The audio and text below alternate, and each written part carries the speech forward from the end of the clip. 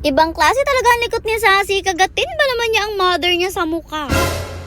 Hello Pack members! Welcome back to Husky Pack TV Vlogs! For today's video, nako, kitang-kita nyo naman talaga nagseshed ng malala etong si Sassy natin. Mahirap-hirap rin nga pala ito natanggalan ng balahibo kasi alam nyo naman ang Sassy na to talagang pinaglihi sa kiti-kiti. Dito nga inumpisahan na ni mother na tanggal-tanggalan siya, yung bunot-bunot lang. Pero kita nyo naman, talaga nagwawala siya matindi at nakakalmot-kalmot pa si mother dun sa sobrang hyper niya. Nung ma-realize rin nga niya, nabubunutan lang naman pala siya ng balahibo at hindi pala siya maglalaro-laro sa labas. Kita nyo naman, talaga nagsasabi na siyang pagpasok sa loob ng mansyon. Pero hindi ka talaga makakatakas for today's video, Sassy. Dahil sa tindi ba naman ang pag-shed mo, hindi pwedeng tatanggalin na yan today. Ay naku, talagang munti pa niya mahagip sa mukha si mother. Grabe rin nga kasi talaga ang Sassy na yan. Pagdating sa kalikutan, Diyos ko, talaga dahil nga napakabata pa, kala mo talaga hindi naloloba.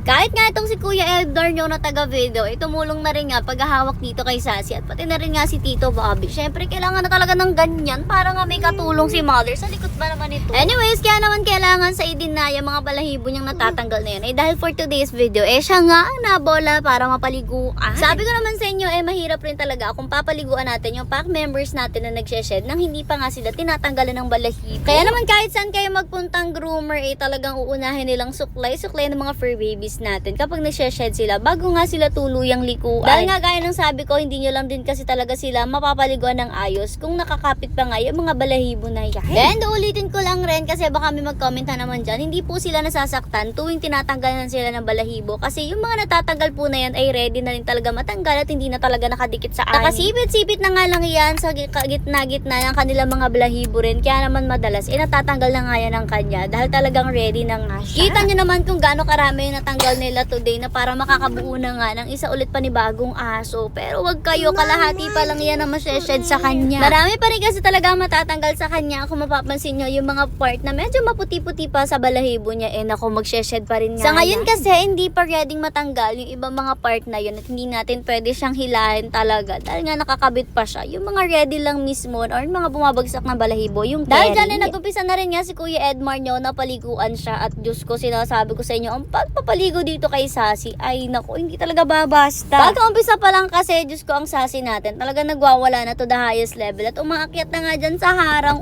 diba? Talagang inaakyat niya rin yan, malamangki na rin talaga siya. Ay naku, talaga namang ilang beses siyang umakyat-akyat dyan. Kaya naman talaga nahirapan to the highest level si Kuya Edmar nyo pagpapalinis sa kanya at iba't iba na nga pwesto ang nagawa nila. Kita nyo nga sa sobrang hirap paliguan ng Sassy natin at sa sobrang likot niya, yung mga pwesto nila may patalikod, may pabuhat, merong paalang yun nakikita at meron din namang nakaulwa na si Kuya Edmar nyo. Diba nakakaloka? Kaya naman sabi ko sa inyo, ang pagpapaligo na ganitong big dogs, lalo na ngayon sobrang lilikot na dogs, hindi talaga babasta. Kaya nga tatlo natin mga kuyas, imbes na paliguan nila lahat sa isang araw, ay talaga sinasabi natin na isang fur baby lang or isang pack member lang sa isang araw, at tig-iisa lang sila para naman hindi sila ma-shock tayo pagpapaligo. Anyways, after ligo, ayan, diretso inom na nga si Sassy at nagpahinga na rin siya dito sa loob ng room niya.